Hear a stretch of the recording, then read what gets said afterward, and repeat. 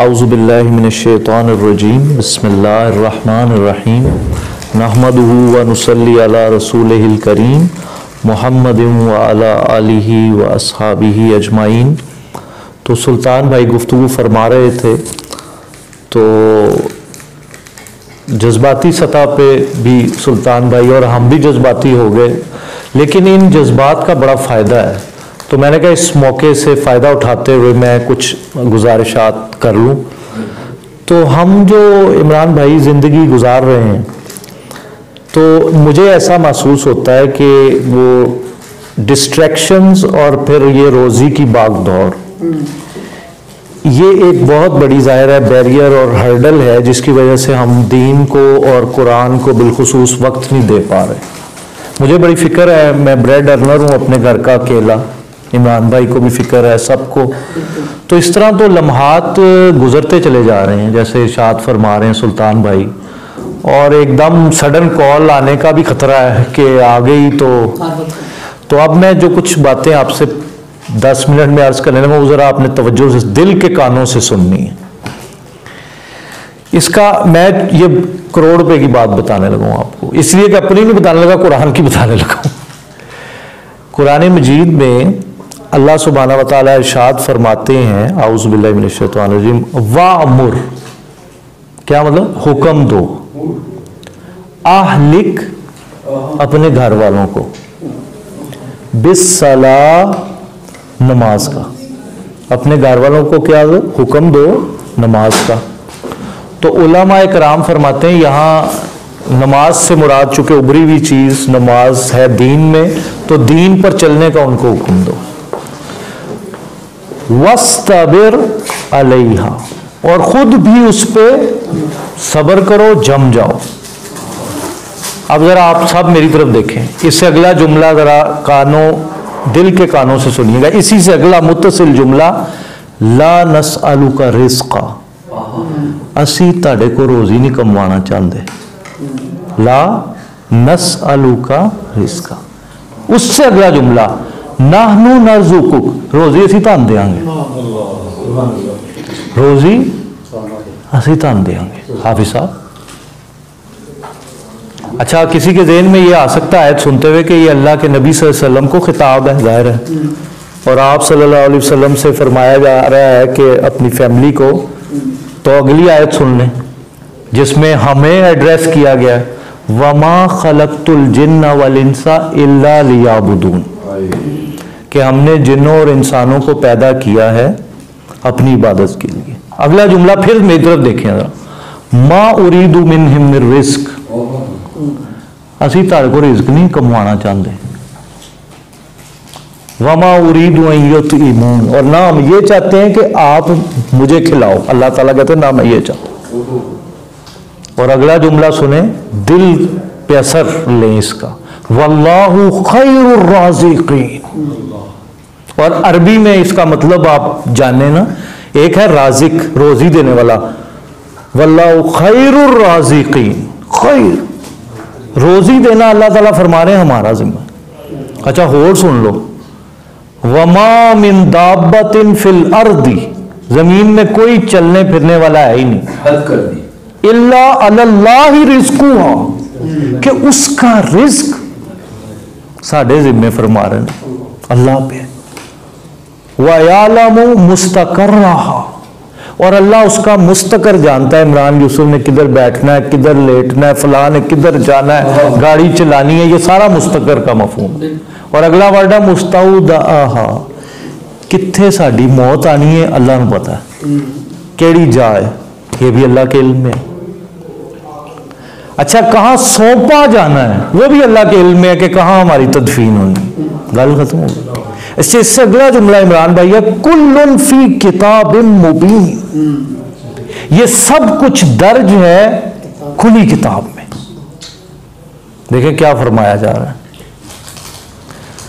اور یہ جو روزی کا معاملہ نا یہ بڑا عجیب ہے، صحیح حدیث میں آتا ہے اللہ کے حبیب صلی اللہ علیہ وسلم نے فرمایا، بچہ ماں کے پیٹ میں ہوتا ہے، فرشتہ آتا ہے، ہاتھ پھیرتا ہے، 5th ویک میں وہ انسانی شکل بن جاتا ہے۔ اب تو سائنس کا دور ہے، وہ سارا اب ہم دیکھ بھی سکتے ہیں کمپیوٹر پہ۔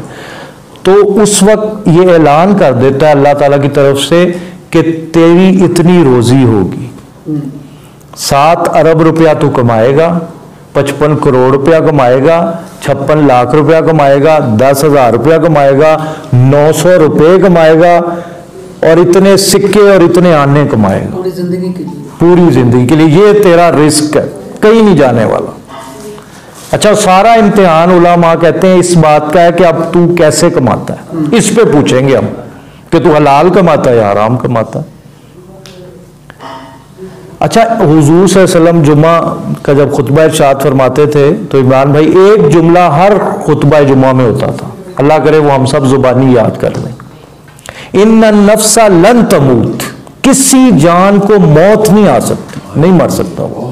عربی میں ان النفس لن تموت حتی تستکمل رزقہا، جب تک کہ وہ اپنے حصے کا پورا رزق نہ کھا لے. تو پھر آگے ارشاد فرمایا اگر یہ بات ہے تو فاتقوا اللہ، اللہ سے ڈرو.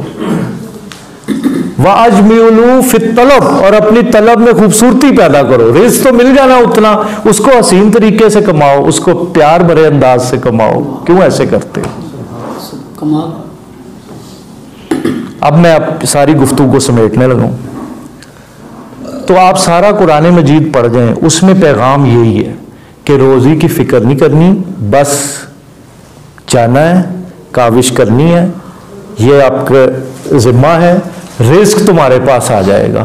بنی اسرائیل ہم سے پہلے اللہ کے چہیتے لوگ تھے، جیسے سلطان بھائی ارشاد فرما رہے تھے. ان کے بارے میں ایک جملہ ہے، یعنی اللہ تعالیٰ کو نا اپنے مبلغین پہ اور قرآن پڑھانے والوں پہ ابا بڑا پیار آتا ہے جو قرآن کو سینے سے لگائیں. عمران صاحب آپ تصور کر سکتے ہیں، وہ نکلتے تھے نا، انہوں نے دھوپ نہیں پہن دیتے اللہ دی ذات. بنی اسرائیل چلتے تھے، وہ سلطان بھائی بیٹھے ہیں پوچھ لیں، بدل نال ٹریول کرتا سی کہ میرے پیاریاں تے دھوپ نہ پوے، بادل ساتھ چلتا تھا. اور کھانا آپ کو پتا ہے تیار آتا تھا، کتنا پروٹوکول تھا. تو جب آپ اللہ کے دین کا کام شروع کر دیں گے نا، یہ سب آپ اپنی آنکھوں سے دیکھ لیں گے. تو وہ انہوں نے تبلیغ کرتے تھے اتنی پروٹوکول کے ساتھ، تو ایک دن کہنے لگے یا موسیٰ فاذهب انت وربک فقاتلا انا ہاہنا قاعدون.